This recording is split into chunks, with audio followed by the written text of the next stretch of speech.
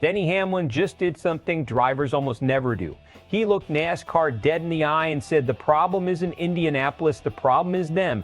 No sugarcoating, no diplomatic dodge. The points leader just put the entire Cup Series on notice, and if you follow NASCAR, you know this is the kind of statement that doesn't just fade away. Here's what actually happened. The 2026 Brickyard 400 wrapped up with Denny Hamlin crossing the line fifth. Solid finish. But the real story came after on the daily Downforce podcast. Hamlin didn't rip into Indianapolis Motor Speedway. In fact, he defended it, praising the historic value of the track and the roughly 70,000 fans who packed the stands. What he did rip into was the car. His argument is simple. Passing at Indy has always been tough, going back decades. But tough and impossible are two different things. And right now, according to Hamlin, it's basically impossible to make a pass at Indianapolis unless the guy in front makes a real mistake. That's not a small complaint. That's a direct shot at the current next-gen platform. To understand why this hits so hard, you need the backstory. Cup cars raced Indy's 5-mile oval every year from 1994 all the way to 2020. Then NASCAR made a bold pivot. They shifted the race to the road course for 3 seasons, chasing a different kind of product. In 2024, they brought it back to the oval. So this track has already been through an identity crisis. NASCAR experimented, reversed course, and came back to tradition. And now, even back on the oval, the racing still isn't delivering the drama fans expect from one of the sport's crown jewel events. That matters because Indianapolis isn't just another stop on the schedule, it's a signature race. It's supposed to feel massive. When a race with that much history and that much buildup turns into a single-file parade, it doesn't just hurt one Sunday. It hurts the credibility of the whole championship product. And for Hamlin specifically, this cuts deep. He's run 18 Brickyard 400s. He's finished third 4 different times. Most recently in 2025, he has chased a win at this track for over 2 decades. When a driver with that much history at a venue speaks up, it's not a throwaway comment. It's a veteran voice with real receipts.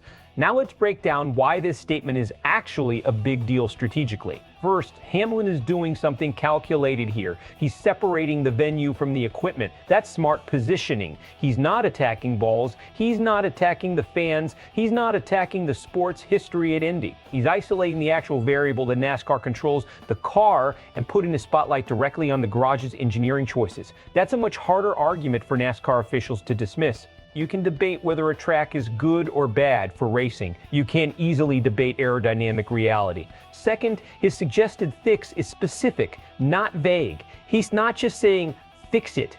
He's pointing at rear spoiler configuration and underbody adjustments, track-specific packages designed to loosen up the racing at high-speed, low-grip ovals like Indy. That tells you this isn't frustration talking. This is a driver who has clearly sat down and thought through what NASCAR's competition department could actually change before next season. Now here's the risk. Track-specific aero packages are expensive and complicated to develop. NASCAR has been committed to a single national rules package across almost every oval for years, partly to control costs for teams. Carving out an Indy-only exception would be a philosophical shift, not just a tweak. That means Hamlin isn't just asking for a fix. He's asking NASCAR to break from its own cost control strategy for one specific race.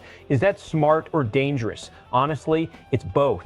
It's smart because Indianapolis is too important a race to keep producing static, low-drama finishes. Protecting that event's reputation is worth the investment. It's dangerous because if NASCAR opens the door to a track-specific package for Indy, other tracks will start asking for the same treatment. Once you break the one package for every one model, you're on a slippery slope toward a patchwork Cup Series where every super speedway wants its own custom era rules. That's the tension NASCAR now has to manage. You can already predict how this splits the fan base. One side is going to praise Hamlin for saying what everyone's been thinking for years. Fans have complained about single-file racing at Indy since the next-gen car debuted, and having a top driver confirm it publicly gives that criticism real weight. The other side, especially traditionalists, might push back and say the oval was never designed for side-by-side racing in the first place, and the no-aero package is going to fully change that reality. Media reaction is likely to lean toward Hamlin's side here, simply because a points leader publicly pressuring NASCAR's competition committee is rare and newsworthy.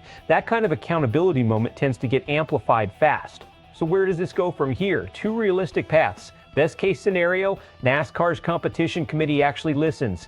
They test an Indy-specific rear spoiler and underbody package in the offseason, roll it out for the 2027 Brickyard 400, and passing improves noticeably. Hamlin gets credit as the driver who pushed for real change, and Indianapolis regains its reputation as a can't-miss Cup event. Worst case scenario, NASCAR stays committed to the national package, citing cost concerns for teams.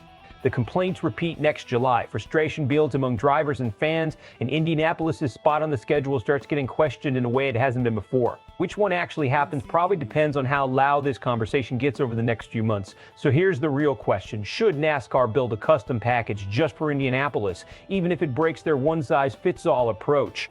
Or is Hamlin asking for something that simply isn't realistic given how the sport is run right now? Drop your take in the comments. I want to see where this fan base actually stands.